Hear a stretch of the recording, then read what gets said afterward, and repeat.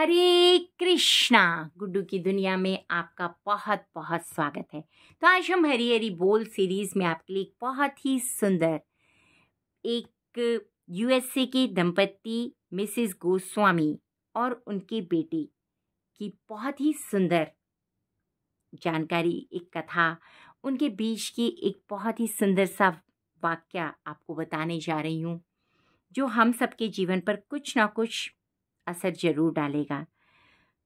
तो सुनाती हूँ आपको मैं।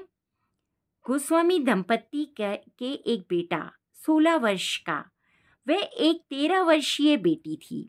बेटा बेटी को भी भारतीय संस्कारों में ढालना चाहती थी मिसेस गोस्वामी। उन्होंने एक बार अपने बेटे को कुछ अमेरिकी दोस्तों के साथ सिगरेट फूंकते हुए देख लिया। फिर क्या था, शाम को बेटे के घर वापस आने पर मिसेस गोस्वामी ने भारतीय परंपरा के अनुसार झाड़ू उठाकर बेटे को सुधारने की ठान ली। मिसेस गोस्वामी ने 2-4 झाड़ू बेटे की पीठ पर चिपका दी कि बेटे ने तुरंत फोन मिला दिया, जो कि यूएसए की पुलिस का नंबर है।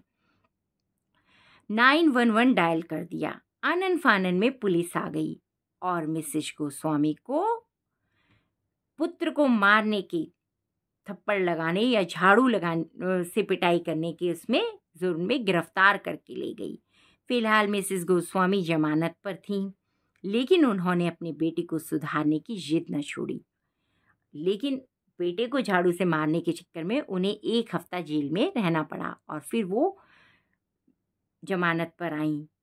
तो उन्होंने क्या किया, जेल से छूटने के बाद मिसेस गोस्वामी ने बेटे को प्यार से समझाया कि चलो तुम्हें इंडिया घुमा कर लाएं, पुणे में तुम्हारे नानी के घर जाना है। बेटा तैयार हो गया।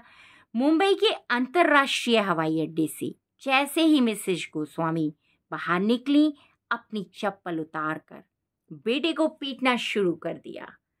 चटाचट चटाचट। सिगरेट पिएगा? फटाक फटाक। अब बुला पुलिस वाले को, बेटे से कहा। बेटा एयरपोर्ट के पास ड्यूटी पर तैनात पुलिस अफसर को मदद के लिए चिल्लाने लगा।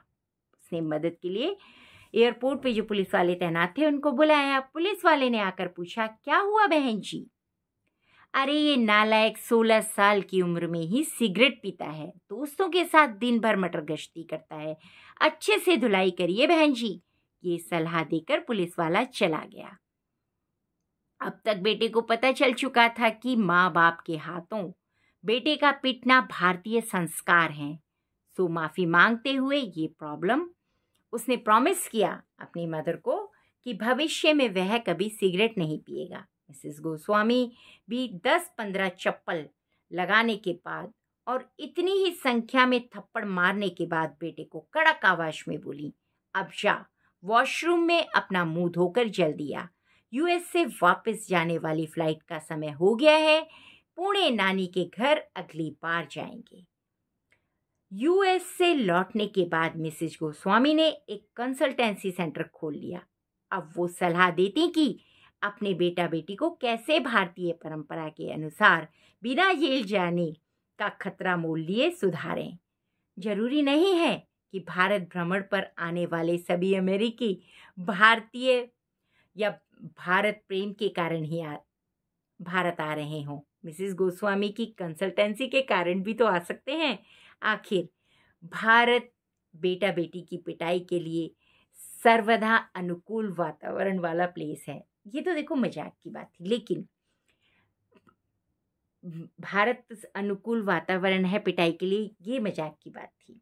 लेकिन बहुत ही सुंदर संदेश।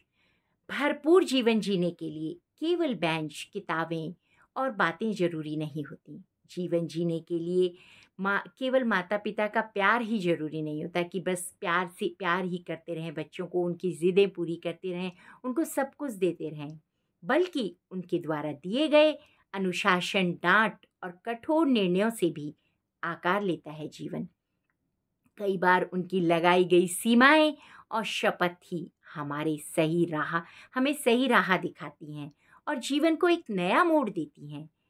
माता पिता की सच्ची ममता केवल दुलार में नहीं, बल्कि उस कठोरता में भी छिपी होती है जो हमें संघर्षशील, धैर्यवान और लक्ष्य भेदी बनाती हैं।